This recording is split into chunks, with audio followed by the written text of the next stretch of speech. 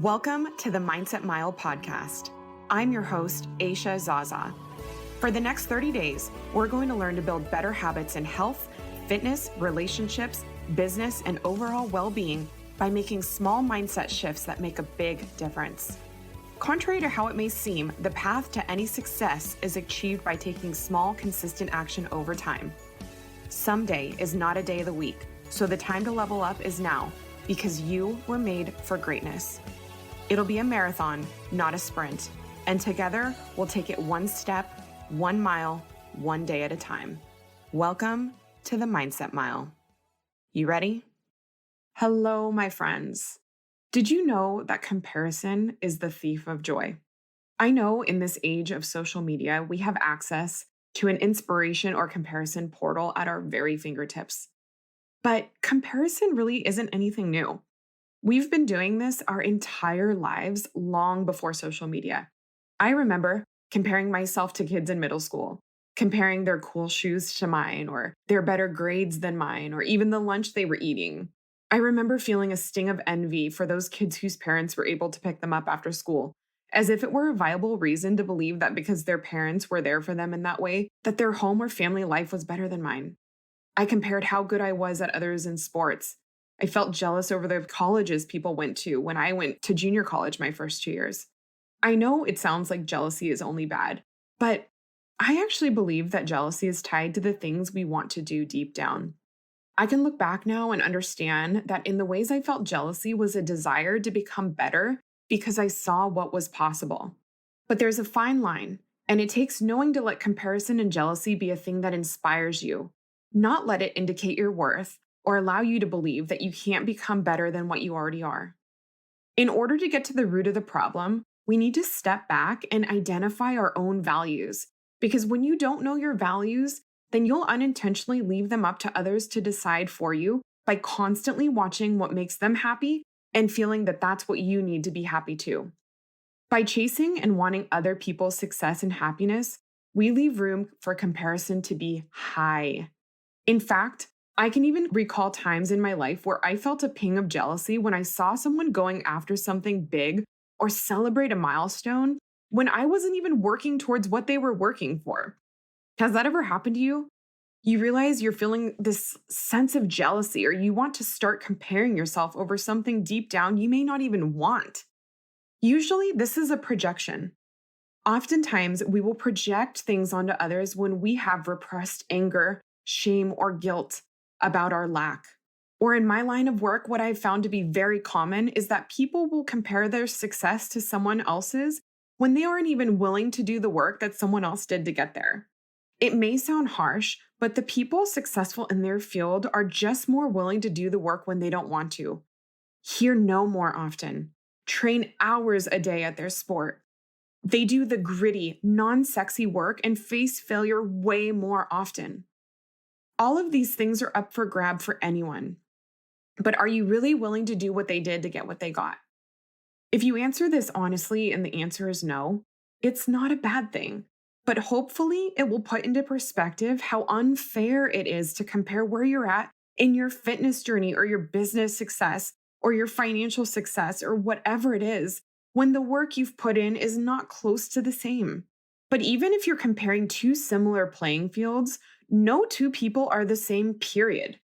No two experiences are the same. No two upbringings are the same. No two networks are the same. And they're not supposed to be.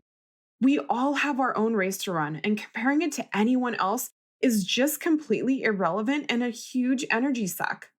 Identifying your values will help you stay in your lane and give you a frame as to where to put your energy.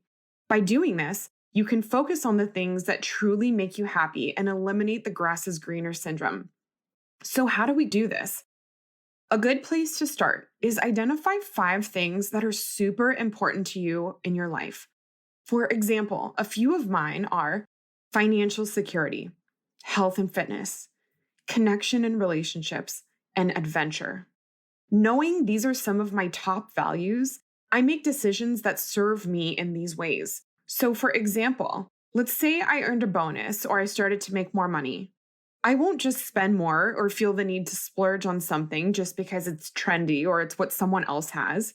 Instead, I'll invest that money into savings or into a stock or something else because that's one of my core values. When I make decisions that align with my values, I feel an immense sense of accomplishment and joy. When I feel accomplishment and joy, I don't care what others are doing or how they're spending their money or if they have nicer things. Or since health and fitness is a core value, I plan my workouts and meal prep into my days and weeks as if it were an appointment. It becomes non-negotiable. When I feel good and I know I'm taking care of myself, it doesn't matter to me what anyone else is doing with their time, even if it looks like a lot of fun. When I make decisions and plans based on my values, I feel good staying in my lane. Another way you can identify or choose your values is to think about a few people you love or admire. What is it about them that you admire or that has made an impact in your life? Is it their generosity, their patience, their loyalty? Identifying specific values embodied by people you admire can inspire you to adopt those values for yourself.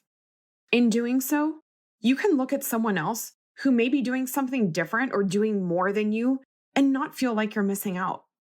If you don't set your own standards for personal success, you will feel like you're always falling short when you look outside.